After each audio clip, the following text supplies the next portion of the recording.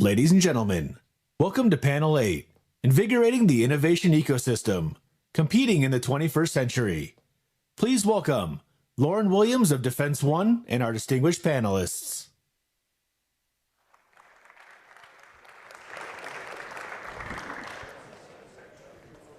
All right. Good afternoon. Thank you all for joining us.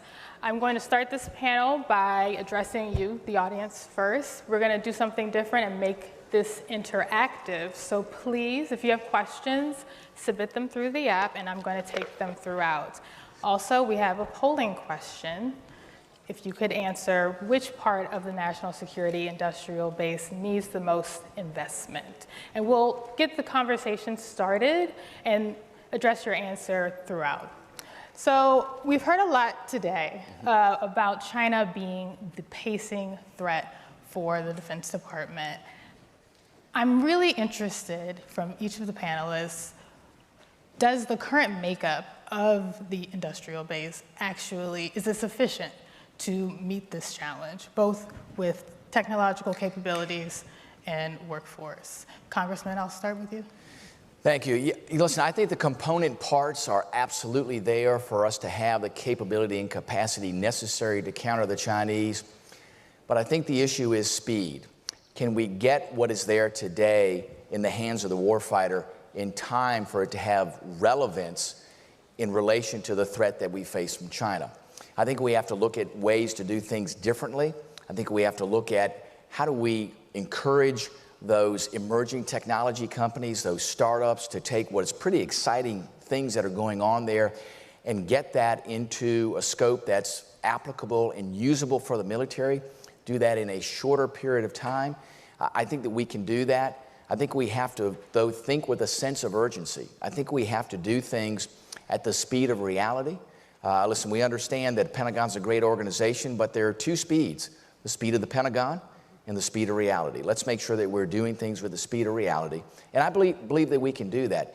I really am enthused in the things that I hear and the things that I see with what's happening in the realm of technology. I know that our warfighters, our airmen, our sailors, our Marines, our soldiers, and for that matter, even our Coast Guardsmen, have the ability to solve those problems if we give them the tools necessary to really be successful in that realm. And make no mistake about it, no matter the threats that we face from China, we can counter those threats. We can give our members of the military that tactical superiority, that superiority to where they're not in a fair fight, to make sure that we prevail. And remember, it's not just about prevailing in combat, but it's how do we have significant capability and capacity to deter adversaries like China. Because I argue the real strength of the United States military is to make anyone out there think, I don't want to engage them because I know what the outcome will be, and it will not be good for the adversary. General Brown, what are your thoughts? I do think we have the capability and aspects of the capacity. But I agree with Representative Whitman that we do have to have a sense of urgency. As I came in as the chief, I wrote Accelerate, Change, or Lose, and I wrote that for a reason, because I thought there's areas that we need to move forward on. One of the key words I put in Accelerate, Change, or Lose is the word collaboration, because the Department of Defense cannot do this by ourselves. We've got to work very closely with Congress. We've got to work very closely with industry to bring all these pieces together so we can all move with a sense of urgency. We have done this before. Our nation has come together in times of crisis to be able to provide capability. I've watched this during the course of the events in Ukraine, some things we've been able to move very fast on certain areas. What we want to do is not wait till there's a crisis to actually move at a pace with a sense of urgency. We've got to do some things crisis-like ahead of a crisis so we're better postured and prepared to move forward. And keeping with that theme of lessons learned from Ukraine, what can you tell us that has been learned that will kind of just absolutely change how the Defense Department interacts with industry? I don't know if it's absolutely changed, because what we'll do is we'll do it, and then we'll go back to our regularly scheduled program. But I have seen areas where we can come very closely together with the industry and be creative. And one of the examples I've been sharing here recently is the the HARM missile, an anti-radiation missile. I've flown with an F-16s. We've been able to put on a MiG-29. If someone had asked us before the Ukraine events to put a HARM missile on a MiG-29, we'd have talked ourselves out of it. Too hard to do, can't do that, too much policy. We were able to, in a crisis, to be able to figure out how to get things done. So there are ways that we can work with industry and those that actually build the systems to figure out how do we get into the details to move forward in certain areas because of a need in driving a sense of urgency. So that's one opportunity. We've done other things like low-cost threat emitters that we were building to put on our own ranges for our own training that we gave to the Ukrainians that they use to confuse the Russians.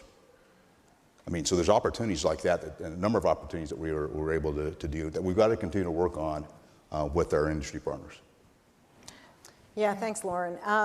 First of all, thanks. It's great to be here on this panel. I think we need to start by debunking the myth that these technologies are only experimental, that they're not proven, that they need to be tested. In my mind, these technologies, particularly when you think about AI as a tool for the department, these are global scale, proven technologies that technology companies use each and every day.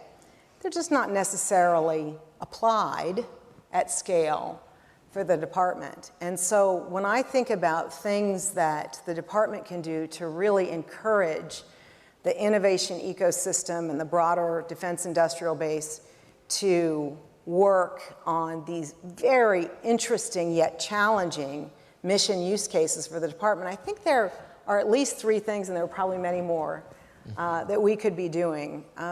The first, and importantly, I think the department needs a more modern approach to compliance. The compliance of separation creates cost, slowdown, and increases the overall timeline with which these technologies can be deployed. So that's one. And I think we can use much greater software focus, software-defined networks to ensure compliance that the department needs. The second thing is that we need to focus more on application rather than experimentation. It is true to say that these technologies have not been necessarily applied, and I think that's where we need to focus our time and energy, applying these technologies to use cases rather than getting stuck in the R&D pipeline around experimentation and believing that they are not necessarily applicable. And then the last thing, and Secretary Hsu and I were talking a little bit about this before we came on stage, I think there's an opportunity to think about modular systems and modular building rather than the large Big Bang theory of a program of record. At the end of the day, software is going to power the department and power the department's response, kinetic or non-kinetic response. And the idea of building modularly and integrating with the use of software, I think, is a very powerful concept. Yeah, I'd love to jump into this dialogue. So one of the key things that we initiated last year, and this is something the DepSecDev and Vice Chairman strongly pushed for, is the RADAR activity, which is the Rapid Defense Experimentation Reserve, okay? This is where we literally work hand in glove with the joint staff to understand what is the joint warfighting capability that they desire to have. Because in any conflict, we fight in a joint war and we fight with our coalition partners, right? We don't fight within a single service, okay? So literally what we've done is gone through 3 different sprints, okay? Each sprint is focused on specific scenario, which some of the scenarios not going to surprise you where it's located in the Pacific, right? Okay. So each one of these sprints, we look for ideas. Are there items that's out there that's a prototype, TRL level 4 or 5, that's good enough for us to experiment with in a contested environment? So if it works in a lab, that's really great, but sometimes it doesn't quite work in a contested environment. So we're taking it to a contested environment to test things out. And then it's the joint staff in conjunction with the COCOMs and the services to say, hey, this proved utility. I'm working very closely with my partner, Dr. Bill LaPlante, on A&S side. So how can we then rapidly field this capability? It doesn't have to be a 100% solution, which takes a decade, right? But if it's a 70, 80% solution, it's good enough to solve a problem that we have within a joint warfighting concept. Let's push it out in terms of capability. So we're absolutely doing that as soon as we get an appropriation, okay? So that's one thing we're waiting on, okay? Please give that to us, No, we need to get it done. Okay, but that's exactly what we're doing on that side. And in terms of looking for innovative ideas, and I want to thank Representative Calver for giving us $100 million of APFIT money. This is the accelerate the fielding and procurement of innovative technology. This is where we're looking to small companies as well as non-traditionals. Do they have a solution to solve a problem that we have, right, that we can help them bridge the valley of death? Namely, they've already proved out this technology, exactly that you said, and the services, I love it, I want it. But usually, once you prove it out, they say, oh, I'm going to put it in the palm. Well, that's a two to 3 years later process, right? And then small companies can't just sit there twiddling their thumb for 2 or 3 years until our contract gets in place, right? Until we get a budget. So literally, what we've done, we helped 10 companies to accelerate capability development, compress that by 2 years. So that's fantastic. And now with Secretary of Defense announcing the Office of Strategic Capital, we will again help small companies to figure out if they need to ramp up in production to help them with the capital to ramp up production. So we're all for innovating and demonstrating critical capability that's needed and move at the speed of relevance. Can I add one more thing? Of course. One more thing that I'm doing is I have roped in all the FFRDC and UARCs to be the extension of my technical arm, right? I collaborate with them. I have quarterly meetings with all the CEOs of FFRDCs. I have quarterly meetings with CEOs of UARCs, University Affiliated Research Center. I'm sorry for all the acronyms, okay? But literally what they're doing is helping me out and build the technical underpinning of what we're strategically thrusting. We're developing physics-based modeling simulation that's tied into a campaign-level modeling and simulation. So I know the outcome. If technology A versus B versus C versus D, which one makes a difference in the outcome of the mission? Then it tells me where to invest money in. We're standing up a highly classified war room. We'll be inside a skiff, so I can lay out what is the red cape doing, and then I'm able to lay out what we are doing, and then help me to steer investment strategy towards leap ahead technologies. So that's exactly the path I'm on. Okay. So, let me just add in a little bit. I think I'll just weave in several of the thought processes because I think they're all relevant and absolutely right. The T-7A trainer that we have at Boeing, we went from computer screen to first flight in 36 months. This platform was delivered and developed with our partner in Sweden, Saab.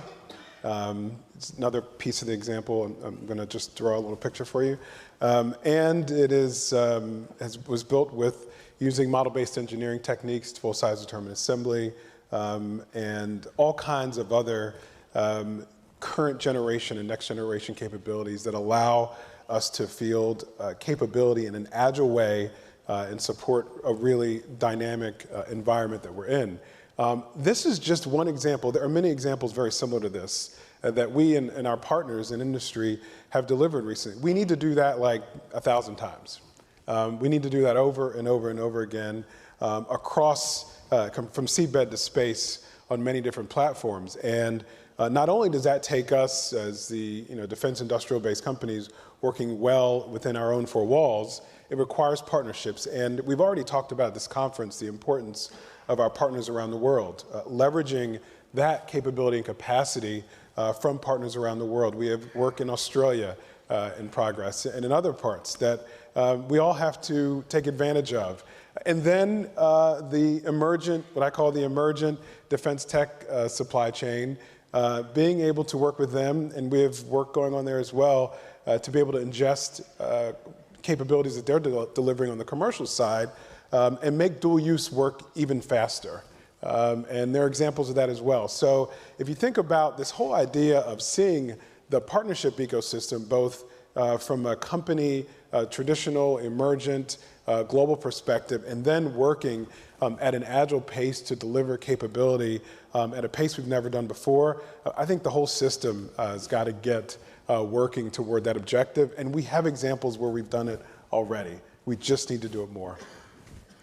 One of the things I wanted to get after with that opening question was whether the relationship that the Defense Department has with not only existing contractors, prime contractors like Boeing, like Google, but also startups. So when we talk about innovation, that's often referencing these small companies that just have ideas.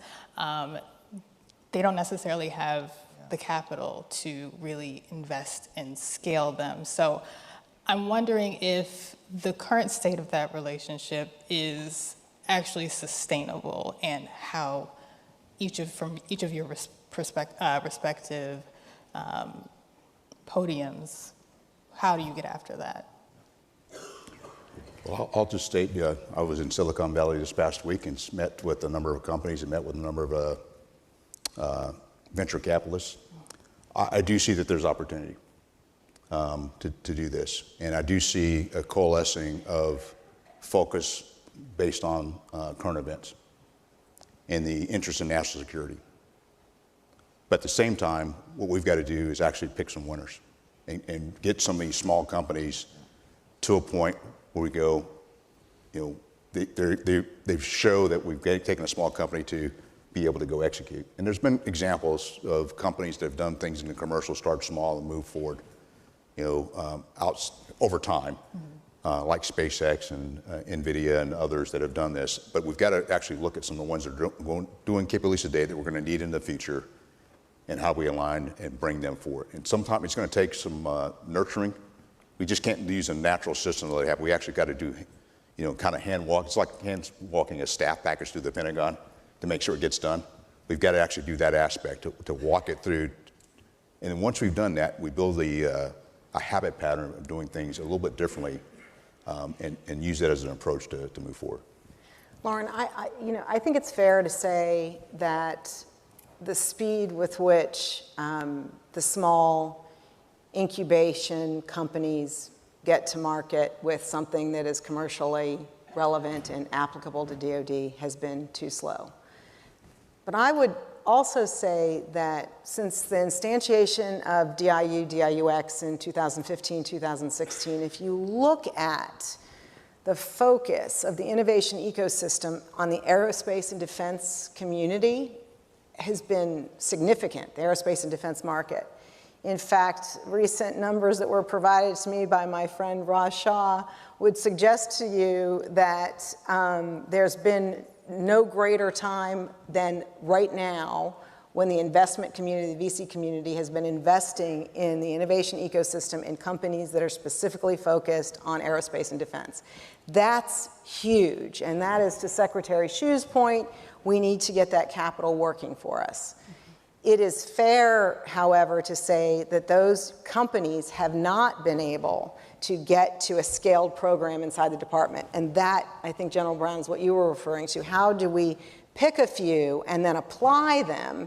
And this is where I think the idea of a modular concept is so important, rather than trying to go to the big bang, a program of record. We need to pick a few, put them in the hands of soldiers, sailor, airmen, and Marines to test them in contested environments and non-contested environments. The examples of what we learned in the Ukraine around how commercial technologies can really help in a contested environment, those same lessons can be applied today to the innovation ecosystem. And I think it's very much akin to what you're trying to do, Secretary Shu. Karen, I spent 6 years as the Chief Information Officer for Boeing before running our services business, now defense business. So I spent a lot of time in Silicon Valley. And the small startup, early stage companies are product companies. They work on the basis of processes that are about delivering product on a consistent, ongoing basis. Our industry is really designed around programs. And there is not a natural coming together of those two approaches, and we've got to figure out how to solve that. Fair enough. And I think that companies like ours who understand how to execute business development and contracting with the Department of Defense and others have got to take a real strong, lead and pull through a lot of these capabilities. And today, it is, you're right, the investment in defense tech from a VC perspective is significantly higher in general than general VC investment. So there is a lot of opportunity out there, and it's essentially a field of daisies right now that if we don't get our arms around and get focused on the right things, will not serve us well with regard to getting focused and taking advantage of bringing those what I consider to be a real great product capabilities into big industrial capabilities and programs that can get fielded very quickly. Do you feel like I'm sorry, Lauren, I'm taking over the job here, but I just feel like there's a follow-up there. Yeah. Is there something that needs to be done to incent a Boeing or the large OEMs to really pull through these smaller product companies and these tested, sort of technologies that may not have a platform? Yeah, I think I think if you think about the Agile methodology writ large, it is about bringing everyone to the table. And the way that this works really well is if we have a warfighter, a defense company, and an emerging, tech company all together trying to solve a problem. And a big tech company. And a big tech company. We can bring them along too, right? So actually, one of the companies I visited in Silicon Valley actually had two of the primes. Yeah. Actually, working with this small company. And so the more we actually spend time together, we can quit talking past each other and start talking to each other and getting in the same room to move things forward. And I think that's the real value of building relationships. And for all of us that are here, particularly at this panel, that have an interest in this particular topic, the more time we spend together, the more we'll be able to move this forward and figure out where the friction points are. I think there are three things that have to happen in order to get startups and emerging technology companies to scale in the realm of the national defense business sphere. First of all is, for years, DIU played the role as the mentor. So if you're a small startup company, they were out there kind of looking around saying, hey, what's out there? Who's doing what? And they were the mentors. So they said, hey, are you interested in being able to take your technology and let's help you mold it to where you can get into the process in the Pentagon, whether it was an OTA or mid-tier acquisition, whatever the case may be, to help them along. It used to be that DIU operated right under the Secretary of Defense. So really, almost on a daily basis, the Secretary of Defense knew what was emerging in the small business sector there. What was the Department of Defense needing to be aware of in order to solve these problems? And also, how did we connect that with the warfighter? So I think DIU needs to be back under the Secretary of Defense. Second of all is, today as we speak, Phase 3 companies are limited to no more than 50% VC money. Now, if private capital is flowing to these companies, then the private capital folks are saying, hey, listen, this is where we think we're going to get a return on investment. Why wouldn't we, as a nation, want to say, let's follow that demand signal and make sure that we are following public dollars with the private dollars that are being invested there? That's kind of a signal. We always talk about demand signal coming from DOD to the private sector. This is a private sector signal coming to DOD going, by the way, this is where we think an investment's going to make a return. So what we ought to do is we ought to remove the 50% VC cap for Phase 3s. And then thirdly is we have to be mindful, too, of how these small companies see what's going on and put it in perspective of what happens in China. Now, if these sorts of concepts start in China, you know how they start? This is exactly how they start. China starts with this, blank sheet of paper, and they just go to work. They say, okay, what's the problem? How do we solve it? How do we put together all the opportunities out there? How do we put dollars in the right place? Now, for a small startup in DOD, this is the flow chart. This is seriously, this is the acquisition flow chart. So think about it. If you're a small startup and you look at it and go, now how do I navigate that? You know, no wonder the small startups and emerging technology companies are looking at it and go, man, I'm not interested in getting anywhere near that. And why are the Chinese outpacing us in the development of new technology and getting it in the hands of their war fighters?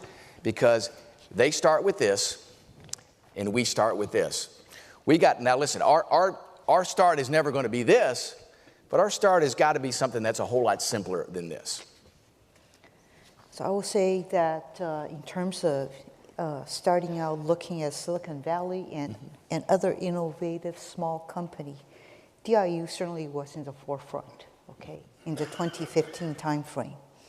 As a function of time, what has happened now, every single service has opened up their door to also look for innovative small company solutions to solve their problems. So now we have an innovation ecosystem. Because I can tell you, in addition to what DIU is doing, there's Army Rapid Capability and Critical Technology Office funded a small company to develop a piece of software. The company's here, actually. But the software will be able to detect cyber intrusion into, if somebody's tinkering with your engine, you'll be able to know that. So literally, via Army's minimal investment, they demonstrated capability on Stryker, right? Now they're deploying this software on airborne platforms as well. So what I don't want to happen is restrict to say innovation can only come out of one organization. It has to be an ecosystem and allow every single service to look for innovative solutions, right? So that's the path that we're on, okay? And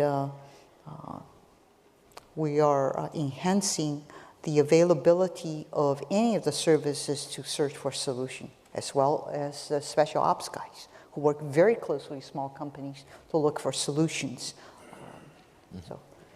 Yeah, that is the acquisition pain points. So one of the, I will emphasize one of the things. So I have had a sequence of meetings, a roundtable discussion with small companies, CEOs of small companies on a monthly basis. I heard their pain points. And what I ended up doing is creating a spreadsheet, because engineer, you create spreadsheets, right? Of all these pain points. I had pages of stuff, and I categorized it. And then I shared it with DepSecDef.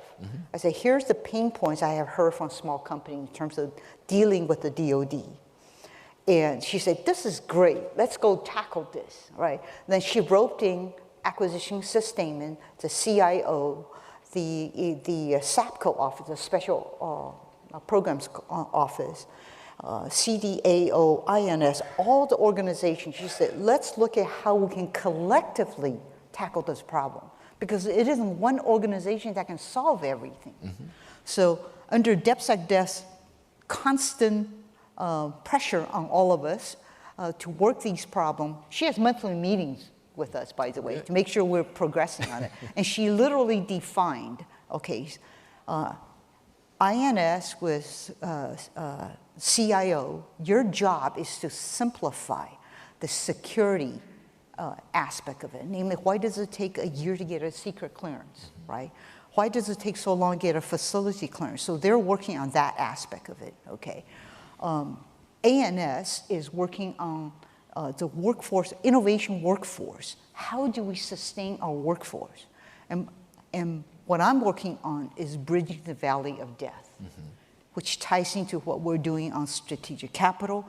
We have a bunch of initiatives that we've laid out. We just presented to everybody through a DMAG, and things we need to do is simplify our acquisition, simplify our contracting so we can award small companies much quicker, right? Rather than taking many, many months to go through contracting. So we're absolutely are trying to tackle a lot of these acquisition pain points. Good. Okay. And by the way, you know, that chart, which is very interesting, thank you, Congressman. We're talking a lot about the small companies in Silicon Valley. we have people that are experts and that know how to navigate that chart. And I would much rather them be working on innovating than navigating that chart. That's right. So Exactly. I think it's not just a problem for them. It's something we all need to work together on, for sure. Yeah. Secretary Chu, you mentioned the magic word, which is workforce, and according to our poll, our audience thinks that investment in the workforce is one of the areas that needs improvement. Can you talk more specifically about how you're addressing that, particularly in the STEM area, and then the rest of the panelists, I'd love to hear your thoughts. Yeah, certainly in my world, I'm trying to attract top talent, right? One of the things that we have done is we created this Smart Scholarship Program. And the Smart Scholarship Program, I'm going to pay for your undergraduate degree, right? If I pay 4 years of your degree in one of the 21 STEM fields of interest to the DoD, you spend 4 years working in one of our DoD labs afterward, okay? If I pay for your PhD, maybe you have to spend a little bit more time, right? Depending how long you finish your PhD, right? So literally, this is exactly what we're doing. And last year, we funded 482 Smart Scholars, all right? And this year, we want to increase that again. So again, the STEM workforce that we built is going to benefit the DoD, okay? The other thing we did is we created STEM camps for junior high school students.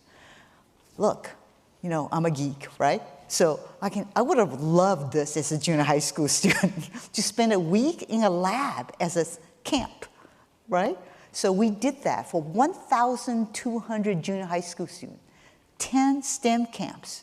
It was highly successful, and the kids loved it. Half the kids were basically sons and daughters of our active service members, right? This is a great way to innovate them to go into STEM. So we fund a lot of those activities to make sure we have a steady pipeline of STEM talent into the workforce. Having a strong workforce is incredibly important, right? There's absolutely no doubt about it. I would say one other thing that's painful for me, I'll be candid with you guys. You know, I have to attract top S&T talent, but the salary in the government is going to be less than half of what you can pay at Google, right? And yet you're expecting me to attract the highest caliber talent. So these caps, these are all the handcuffs that I have. That's on my ankles and my wrist. And you're asking me to hurry up and race and beat China. Just wanted to let you know that, okay? We do hear that a lot, and I appreciate you saying that. We hear it a lot at Google, and I'm sure all of my colleagues at other technology companies would say the same thing. It's about compensation, compensation. And I would argue that, sure, it matters, but that working on really, really hard problems is also of equal importance. And it's how you put your talent to work on those problems that matters even more. And you know, there was this seminal study in 2008, McKinsey did it, about the responsibility of leaders in creating an environment for innovation and ideation and the incubation of technology. And what it said that leaders can do beyond anything else, paying people, developing people, is creating a culture. Creating a culture that celebrates ideation and innovation and gives them opportunities immediately on day one of working in that kind of environment. You know, Google is privileged to be a cloud-native company. It's only 24 years old. And when I look at what the company has achieved in 24 years, it's pretty astounding. But I do think it's a credit to the culture that was created, you know, 24 years ago.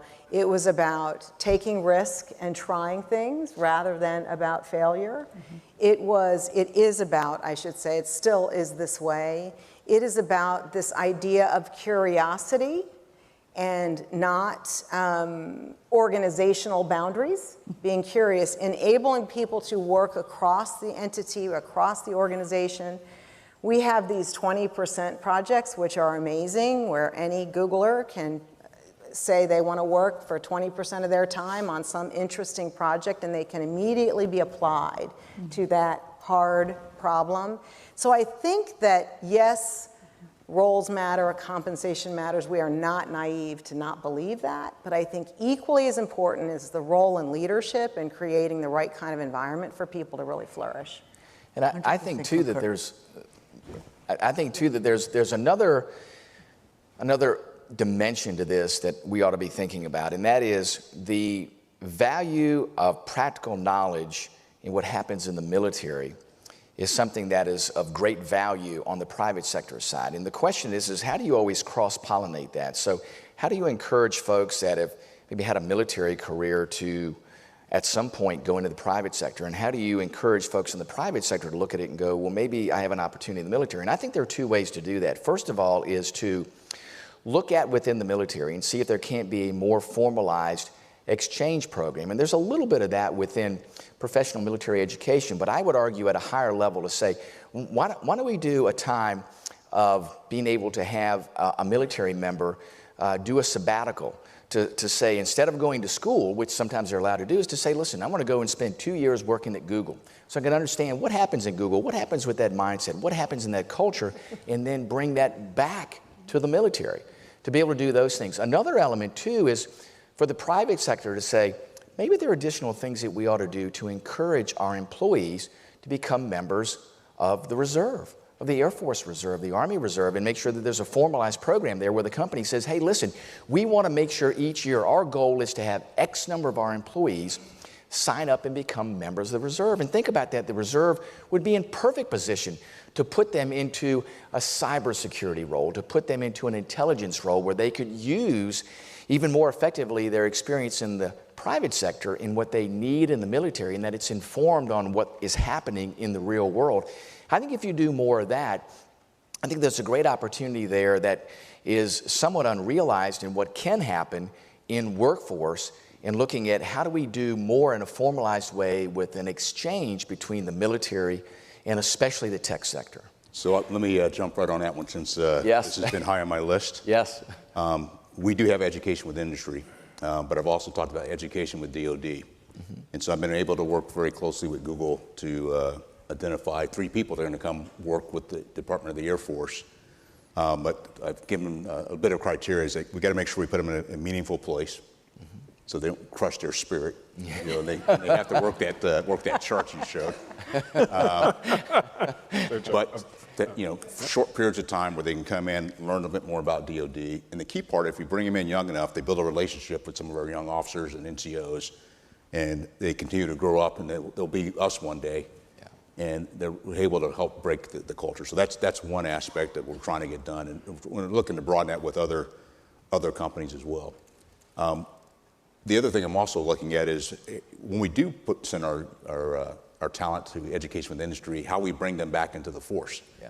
Because what we'll do is, sometimes it's considered a good deal, and so their functional manager will come back and say, well, now it's time for a bad deal. No, we actually got to take advantage of that good deal they had and put them in the right job when they come back into the Pentagon or whatever part of the Air Force. And those are the areas that I'm focused on. The last thing that I'm also trying to do is actually have some non-traditional career paths within our Air Force for those that actually have these special skills, love what they're doing, and if I can leave them where they are, continue to promote them and allow them to move forward. And to your last point, I had a chance with DIU this week, and they shared a program with me called Gig Eagle. Mm-hmm. And it's the same kind of thing where you have a reservist that has a skill set, but where we place them within the Air Force because of their civilian background and how they can connect with industry. But your point's another great one to have those that are out in the private sector to come join the reserves. Yeah. We're hiring, so we're happy to have them as well. Yeah. So. I want to pivot real fast to an audience question. Last year, the Congress created a commission on reforming the Pentagon's budget process. What potential reforms would you put on the table for that commission's consideration in order to accelerate innovation in these tough operational problems? So maybe I can pipe in a little bit. Mm-hmm. So this is the PPBE commission you're talking about, which thank you guys for standing that up, commission, okay? we have all kinds of issues that we could need help on. Yes. I think in the race against China, we handcuff ourselves in terms of processes and rules and regulations, right? We have colors of money, in which, of course, you segment RDT&E, then we segment procurement, then we segment operations and maintenance money. It's an arbitrary divide of money. That's one thing, okay? The other thing is we have this culture of use it or lose it, right? If you don't spend your money, by end of the year, you're gonna lose the budget. So one of the things we have asked for, especially in terms of funding university research, can we alleviate that? So work very closely with comptroller, with OMB to change that process. So, because the academic cycle is not necessarily fits well in within our fiscal cycle, right? So there's a lot of these things that we can help to change the processes to help us to move faster. And please don't give us CRs every year. That could also help. I guess one thing I would add just to that is there are things we could change, but I also believe there's cases where we do have the authorities to actually do things faster that we just don't have the habit pattern of doing. Yeah. And so what we got to do is challenge ourselves in some cases to really figure out if we already have the authorities, why aren't we using them before we start asking? I mean, we need to probably look at some more authorities and some different approaches, but there's some things that I think we do have that we have a habit pattern. We've done this a certain way all the time. We've got to break that habit pattern and take full advantage of all the tools we have to move faster in certain areas. I think that's a great point. What you see today is a structure that puts everything towards the concept of the requirement. So if you have a company that says, hey, I got a great idea, I can do it less expensively, and someone in the Pentagon goes, well, I'd love to do that, but guess what? I don't have a requirement to do that, so we're not going to do that. And there are other avenues, OTAs, other transaction authorities, MTAs, middle tier authorities. All those things are there, but the problem is they are the exception rather than the rule. So I think what we have to do is to reform the processes in the Pentagon to say all of these efforts, whether it's requirement driven, whether it's OTAs or MTAs, all exist on a level playing field. So if somebody comes in a windshield, they look at it and go, there's equal access to all of these. Now, a lot of times they're told that. So if someone says, well, there's not a requirement, but you can pursue an OTA. And if it's a new company, they go, well, what's an OTA and how do I go about doing that? So we have to simplify the process so that folks know very easily, this is how I navigate it and this is how I can get in to make sure that I can do business in the Pentagon. I think that those things are incredibly important. And as we looked at the acquisition process there, the simpler that we can make it, the more basic it is to a connection between the capability that a company has and the capacity that they have. And the quicker we can get it, General Brown, as you said, the speed element of that is critical. How do we increase the speed? How do we simplify the process? If we do that, all of a sudden, the innovation and creation that we long for that needs to get there, that needs to get in the hands of the warfighter, gets there faster.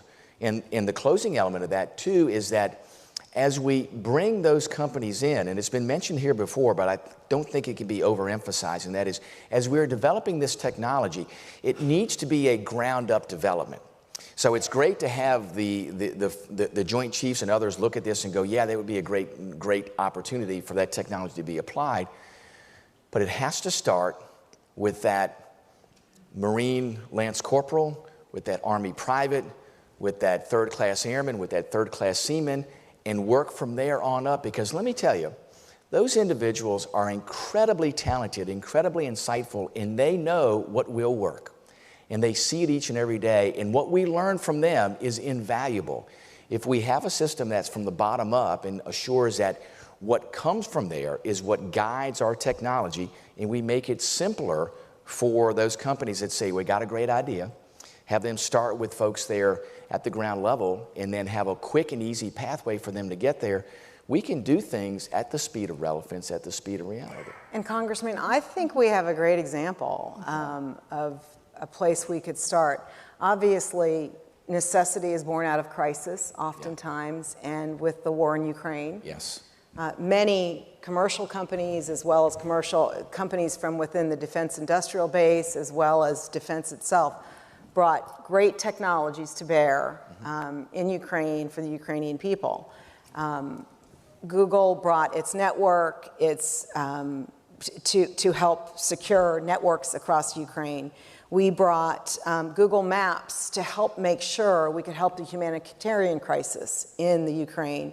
We were able to, using our networks, protect from cyber attacks, as well as to instantiate, no kidding, capabilities to ensure the safety of accredited news sources.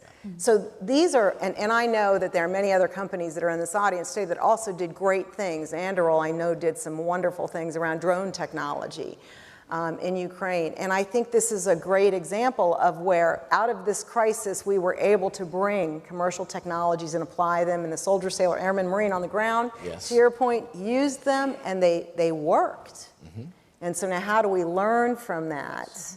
Ellen Lord is on the PBB Commission. We were talking about this last night. How do we learn from those products and capabilities and technologies that worked in Ukraine and get them into, you know, the acquisition system faster? I'm not asking you that question, but I wonder what we can do around that.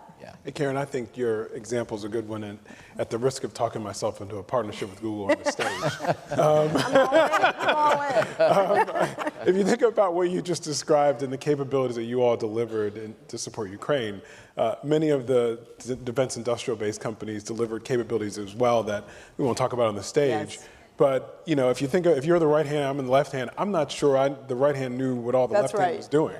And how does the future operate much more efficiently and with more agility, in that we actually know what the right and left hand are doing, and we recombined those capabilities to field you know, things that really matter going forward. That's a great question. Great just point. a good thought process for us all. Secretary Hsu, your office stood up the Office of Strategic Capital this week, and I'm interested in combining a couple of questions from the audience and my own. How much is appropriated for this office, and how will it be different in terms of being able to solve some of the investment challenges in these emerging technology areas? Yeah, I would say our intention is not to become a gigantic fund, okay? Our intent in terms of funding folks, it's very unlike Raider, okay? Raider, we put a chunk of money in there for the experimentation, okay? The purpose of Office of Strategic Capital is really to work with our investors in terms of the venture capital area. There's no need for us to duplicate a fund, okay? So we're working with the venture capital folks to say, hey, there are some critical technologies that we want to make sure that we as a nation keep, so there's no adversary capital that's investing there and the product gets stolen, right? So one piece is that. The other aspect of what we're trying to solve is working very closely and collaboratively with a small business association. We can then leverage the capability that already exists in terms of leveraging funds or creating funds. I mean, right now, SBA, small business, has over 300 funds that's available to help small companies, right? So we want to leverage that type of debt and equity that's available, perhaps to also provide a small company who needs to capitalize to get into production, to help them to get some guaranteed loans. So these are some of the concepts we're exploring.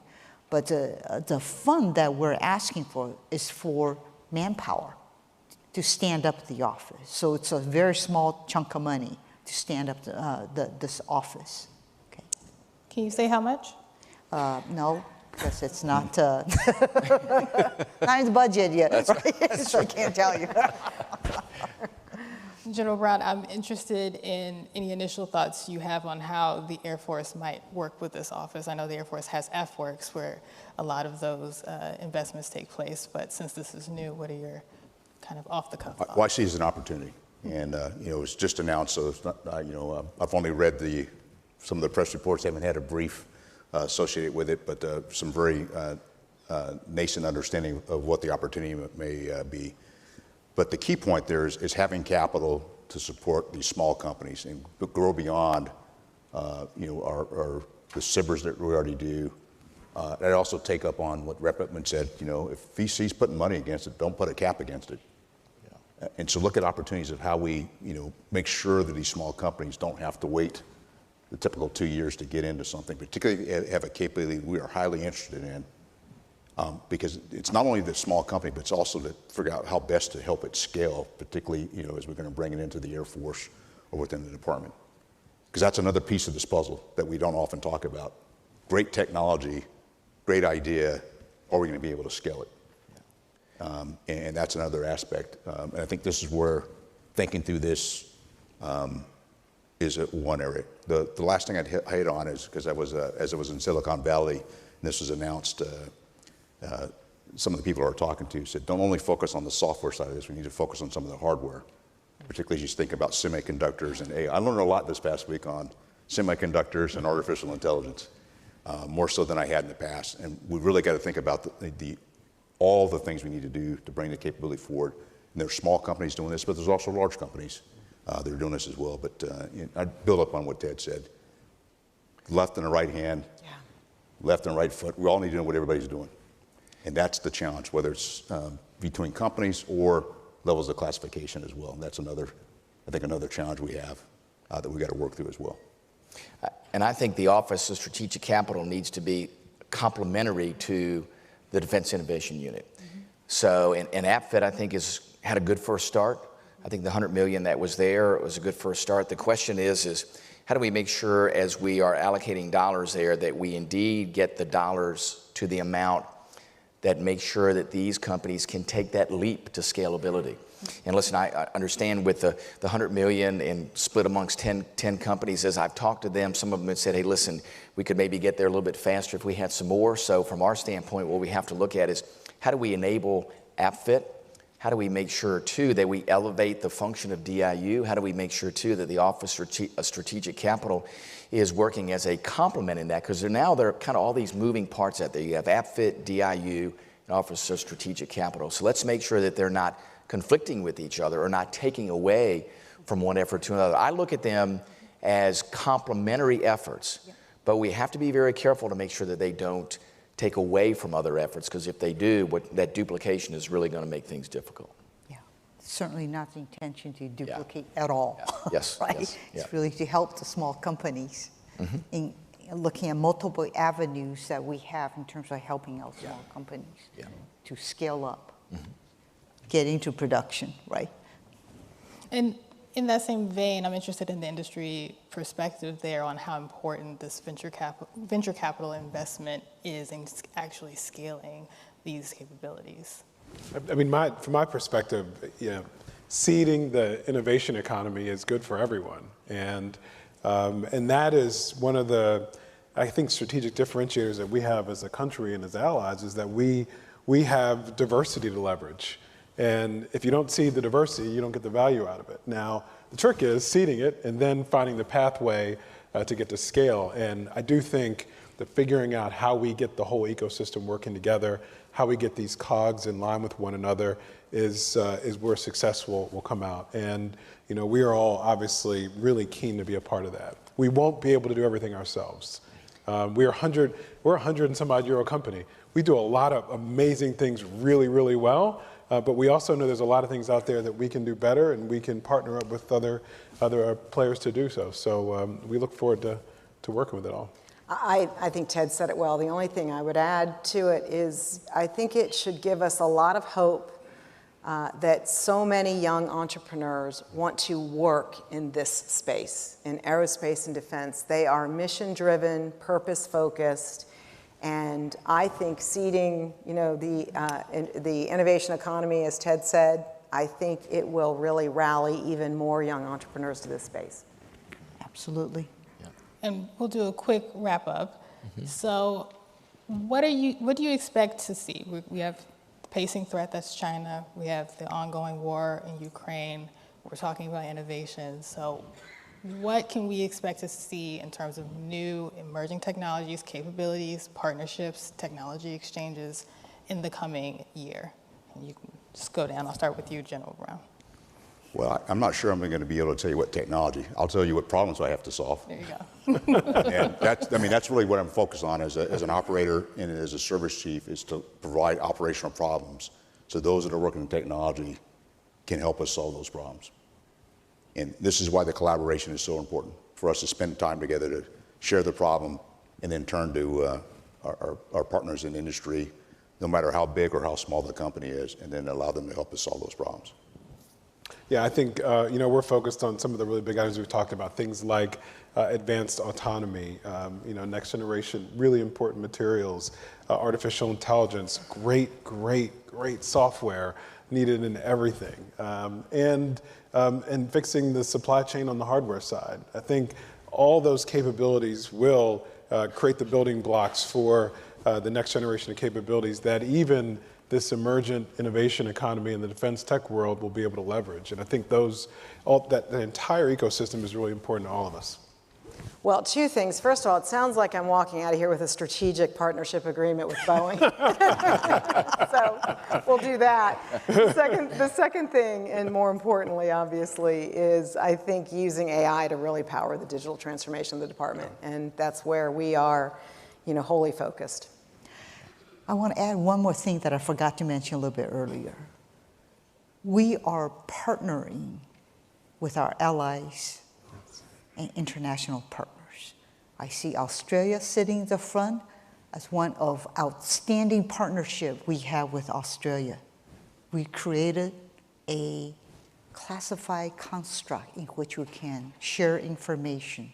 We're collaborating hand in fist to deliver capabilities that's going to be interoperable, born interoperable, right? And they are moving really, really fast. So we can deliver some of the capabilities a lot faster than just developing on our own, okay? So I want to thank my Australian partners right here, okay, to give them a shout out. But we're doing the same thing, looking across other allied partners, see what they have in terms to complement us, not to take away from our work, but to complement us and accelerate capability in the near term. Okay, a lot of stuff we're doing on classified, so I don't want China to find out, so I'm not going to tell you about it, but we're doing some really cool, innovative stuff. And the other point I want to emphasize, the focus is, you cannot say innovation only comes out of commercial company. There's a lot of innovation coming out of our defense industry as well. A lot of stuff are in the other world that you don't necessarily see the details, but there's a lot of innovation coming out of there as well, because the capabilities, well, you just saw B-21 rolled out, right? There's other stuff that's in development that has significantly even more capabilities, right? And that's being enabled by our defense industry. So I don't want to just say, hey, innovation only comes out of one sector. It is holistic. It is defense industry, commercial industry, our international partners and allies. Okay. Congressman, close us out. Yeah, I think the single most important thing that we all need to keep in mind, and you heard this theme in common with everybody here on the stage about what is the path forward, is the way that we are going to prevail strategically is to make sure in the economically challenged environment we're going to face in years to come is how do we get more per our dollar than the Chinese get per their yuan or the Russians get per their ruble. And we've shown that we can do that. And we will win strategically when we are able to make sure we bring all the things we talk about with innovation and creation, and Congress needs to play a critical role there to make sure that we either take away impediments that may be there for the Pentagon or for the industry, or add things that are tools for the industry or for the Pentagon. Those things I think are incredibly important. How do we get the most out of those resources? As Secretary Hsu said, Our allies are going to be critical there. Australia, obviously an incredibly important one, but there are many, many other ones out there. They bring a significant amount of resources to the table, as well as the leverage of private capital. Folks, that is the path forward, and we will prevail because we will do more per our unit of currency than anybody else in the world. We've done it before, and we will continue to do it, and that's how we will prevail strategically. I want to thank each of you for being here today, and thank you for joining us. That is our time.